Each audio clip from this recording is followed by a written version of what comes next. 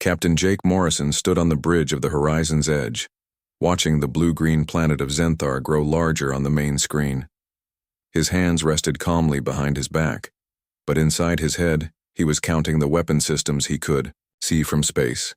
The Zenthari had built their orbital defense platforms exactly where human tactical manuals said they would be most useless. "Captain, we're getting a message from the surface," said Lieutenant Sam Rodriguez from the communications station.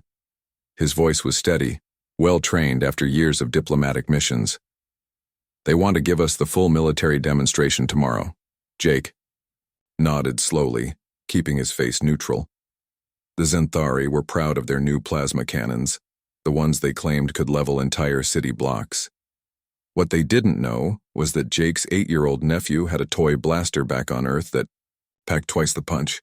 "Tell them we're honored by their invitation," Jake said. "Ambassador Williams will be very interested to see their latest technology." Down in the science lab, Dr. Lisa Carter was reviewing her notes from the morning's meeting with Zenthari biologists. They had spent 3 hours explaining how their enhanced soldiers could react to threats in less than 2 full seconds. Lisa had nodded and taken careful notes, making sure to look impressed at the right moments. 2 seconds. Lisa's grandmother could move faster than that, and she was 93 years old. Lisa pulled up the real data on her personal tablet, the one with security locks that would make alien computers weep. Average Zenthari reaction time was 2.3 seconds. Average human reaction time was 0.15 seconds. She made another note in her research journal, the fake one that she would share with her alien colleagues. In that version, she wrote about how amazing Zenthari reflexes were compared to slow human responses. The lies were getting harder to keep track of. 200 years of careful deception, and sometimes Lisa felt like she was drowning in false data. Every medical exchange, every biological study, every casual conversation required her to remember exactly how weak and slow humans were supposed to be.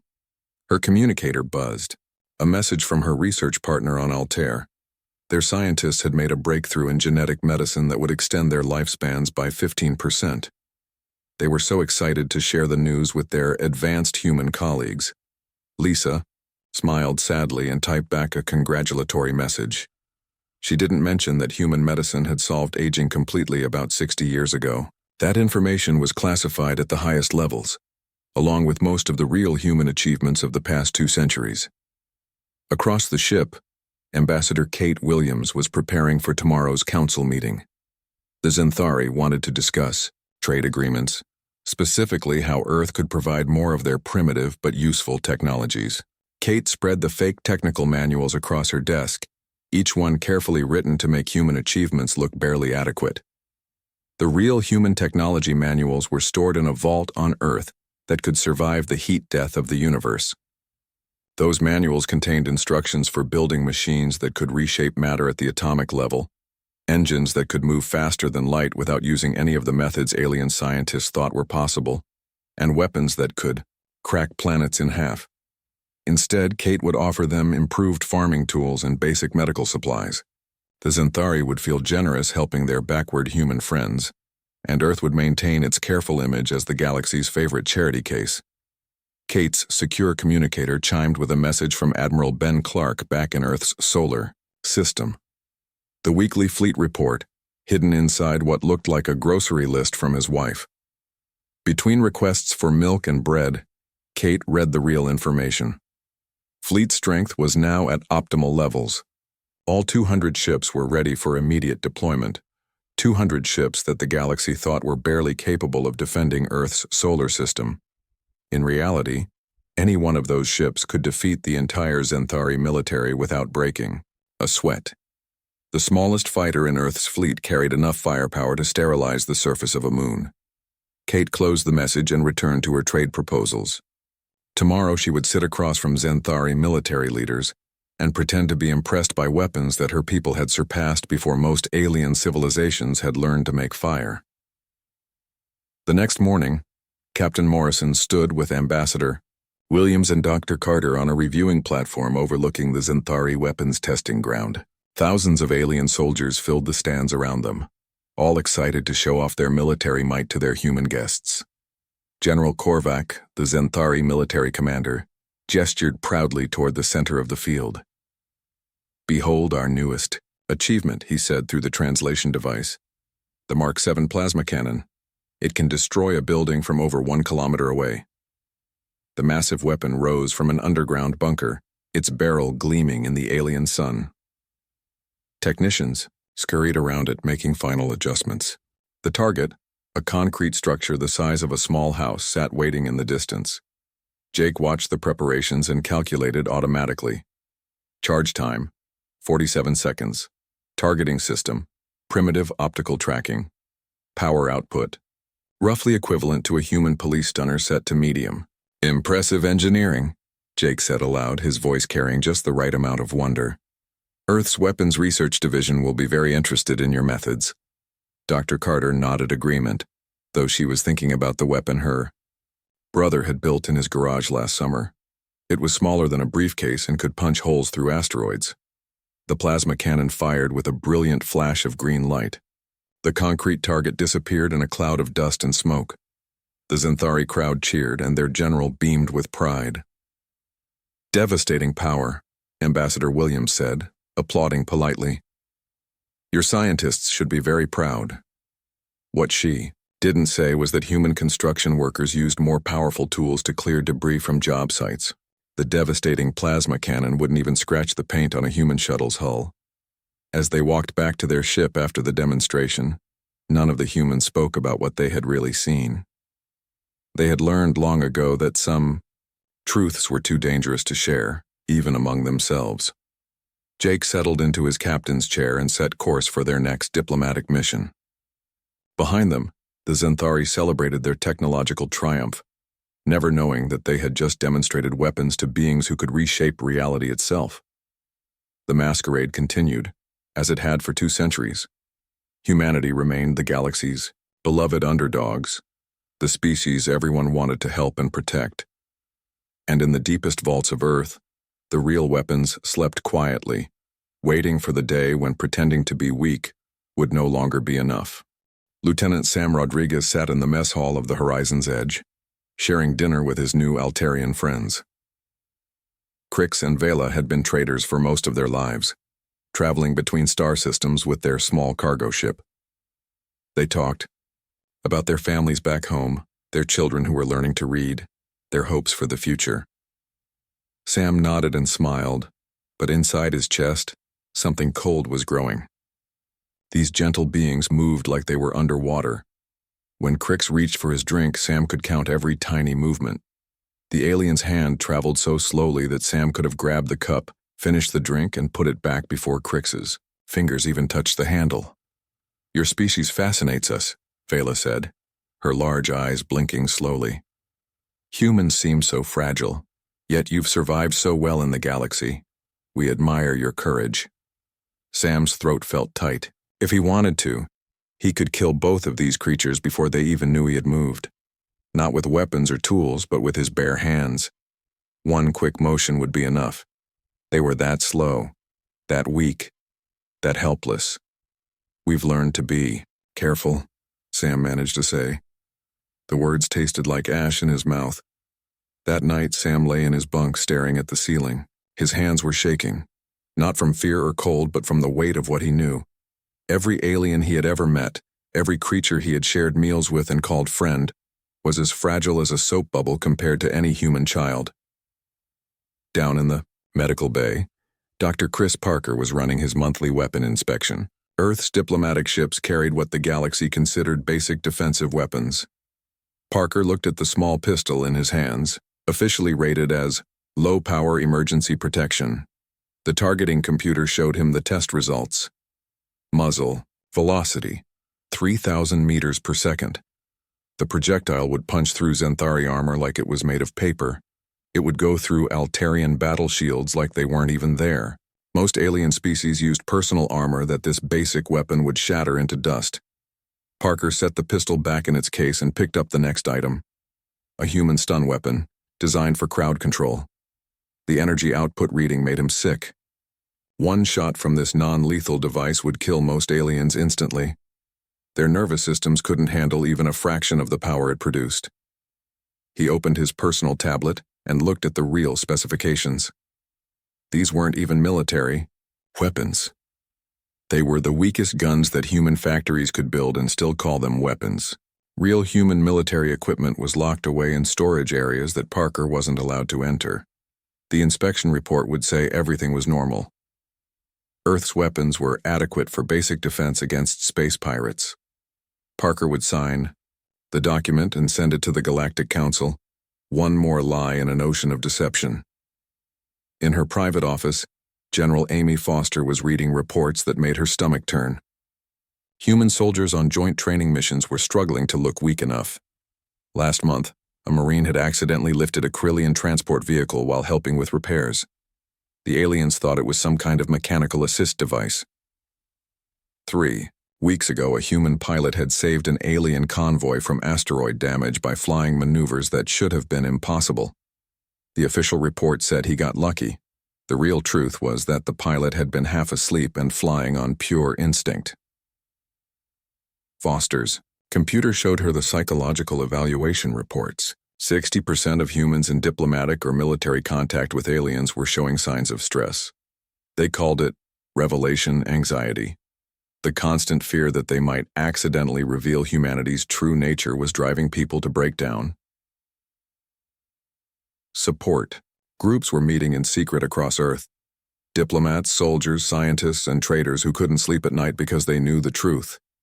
They had to pretend to be impressed by alien technology that looked like children's toys.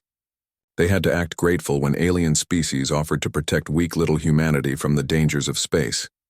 Foster pulled up the latest intelligence reports from Commander Rachel Stone. 6 alien civilizations were secretly planning an attack on Earth. The intercepts showed their planning meetings, their troop movements, their confident predictions of victory. The hegemony of Voss expected the war to last maybe 2 weeks. The Xanthari military thought it might take a month to fully occupy Earth's solar system. The Krillian Empire was worried. It might take as long as 6 weeks to establish complete control over human space. Foster ran the real calculations through her secure computer. If all 6 civilizations attacked at once with their full military strength, Earth's response time would be 18 minutes. The war would be over in less than half an hour, with Earth victorious and the alien fleets completely destroyed. But that would mean the end of the masquerade. 200 years of careful deception, gone in 18 minutes of combat. On the bridge, Captain Morrison received another coded message from Earth Command. President Helen Davis wanted a full report on the sustainability of Operation Peaceful Neighbor. The 2-century-old plan to hide humanity's true capabilities was showing cracks. Morrison thought about Lieutenant Rodriguez, who barely spoke anymore after spending time with alien crews.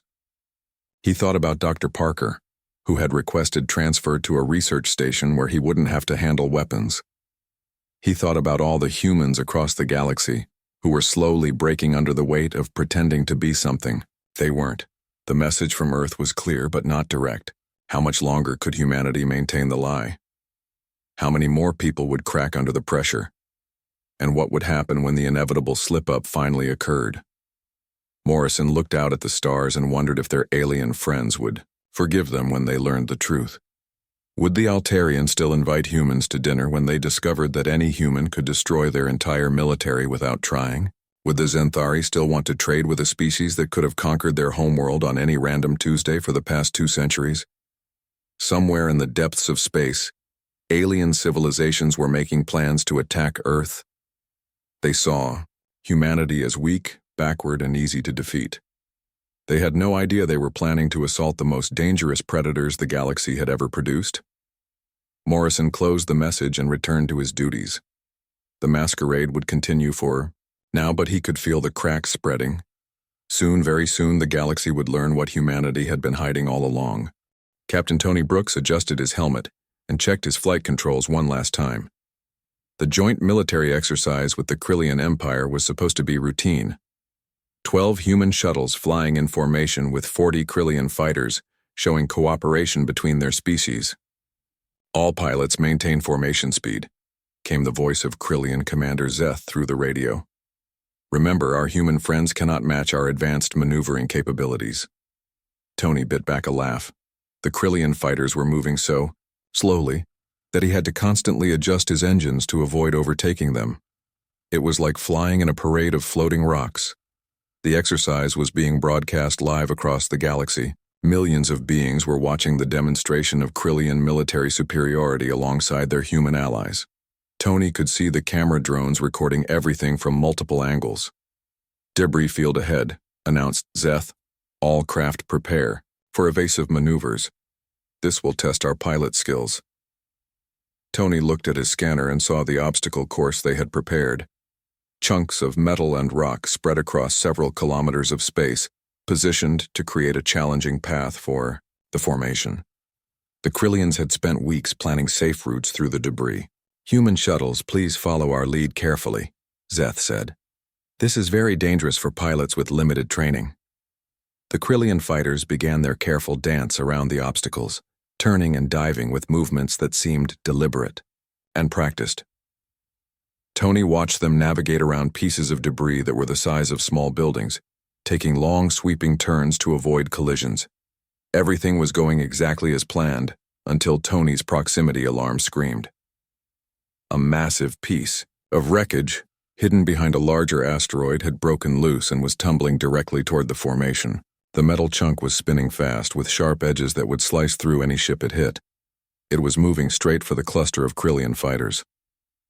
Tony's training took over. 200 years of hidden reflexes kicked in before his conscious mind could stop them. His shuttle moved like liquid lightning. While the Krillian fighters were still processing what was happening, Tony had already calculated 17 different flight paths, chosen the optimal one, and begun executing maneuvers that turned his simple transport into a precision instrument. He dove under the lead Krillian fighter, rolled inverted, and came up between two other ships just as the debris passed through the space where they had been. His shuttle twisted through gaps that seemed impossibly narrow, moving 3 Krillian ships out of the path of destruction with gentle nudges from his wings. The entire sequence took 4 seconds. 4 seconds of flying that should have been impossible for any pilot in the galaxy. The radio exploded with shocked voices from the Krillian pilots. The camera drones had captured everything in perfect detail. Across the galaxy, millions of beings watched a human pilot perform maneuvers that violated everything they thought they knew about the limits of flight. "How did you do that?" Zeth's voice was barely a whisper. "No one can fly like that. No one." Tony stared at his controls, his hands shaking as he realized what he had done. 2 centuries of careful deception, destroyed in 4 seconds of instinct. I got lucky," he said weakly. But the recordings were already spreading across the galactic communication networks. Experts were analyzing every frame, measuring every impossible turn and acceleration. The secret was out. On the research station orbiting Andromeda Prime, Dr. Alex Turner was having his own disaster. He had been working with Andromedan scientists for 3 months, helping them with what they called their most advanced physics research. The problem had stumped their greatest minds for decades. "We cannot understand how matter behaves at these energy levels," Professor Kell had explained. "Our computers cannot solve the equations. It is beyond our science." Alex looked at the formulas covering the wall-size display.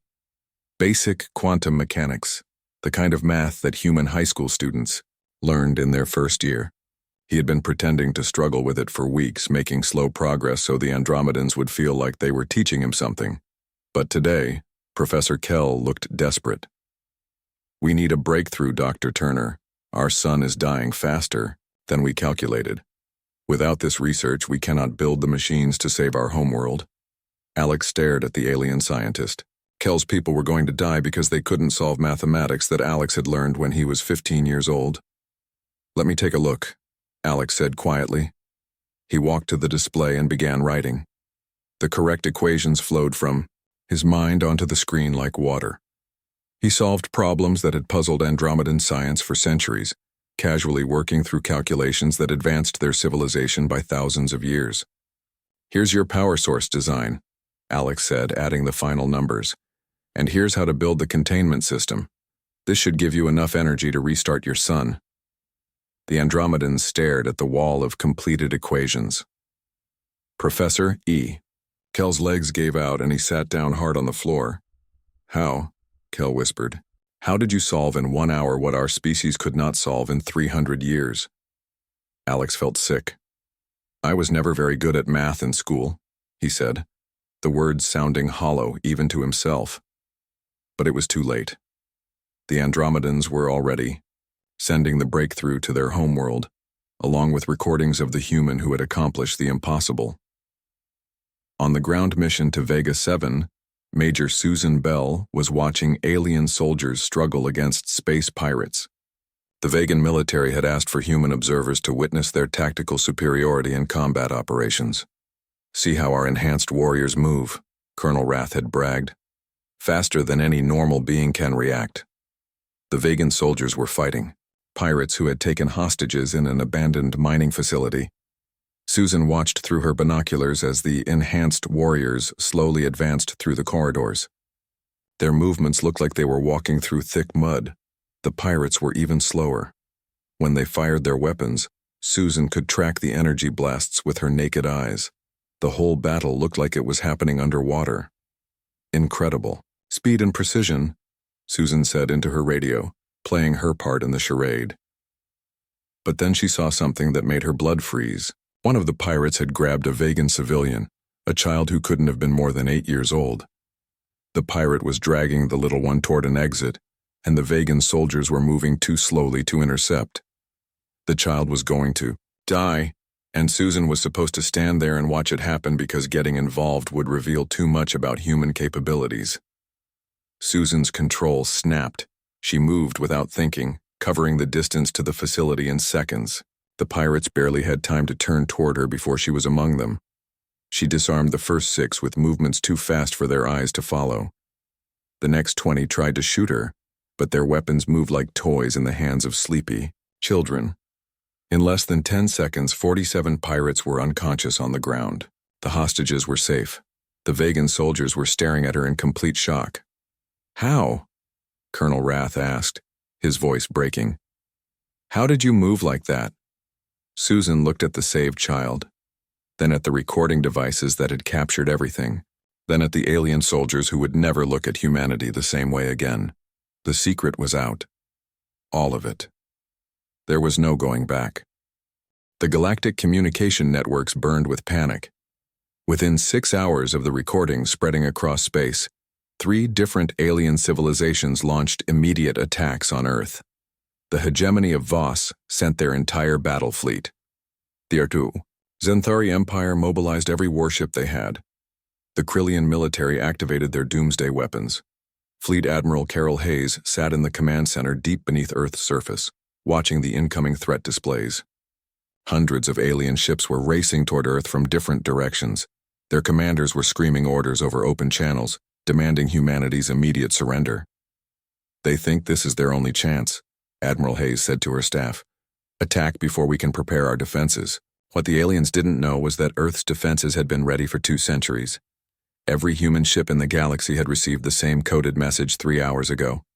The masquerade was over. Full response authorized. The first alien fleet. To reach Earth's solar system was the Voss hegemony. 200 ships, the pride of their military, came out of hyperspace expecting to find a few dozen primitive human vessels. Instead, they found Admiral Hayes waiting for them with 50 Earth ships that looked exactly like the ones the galaxy had seen for decades. Small, simple, and apparently outmatched by the massive alien fleet. Human ships, you are outnumbered 4-1, transmitted Voss Admiral Krex. Surrender now and your deaths will be quick. Negative, Admiral Hayes replied calmly. You are the ones who should surrender. Admiral Krex laughed, a sound like grinding metal. Pathetic humans, you still pretend to be strong. Watch your world burn. The Voss fleet opened fire with everything they had. Plasma cannons, particle beams, and fusion missiles filled space with enough energy to melt asteroids. The light show was visible from Earth's surface. When the weapons fire cleared, all 50 human ships were still there. Not one had even a scratch on their hulls. Impossible, Admiral Krex whispered. Your turn, Admiral Hayes said. The human ships returned fire.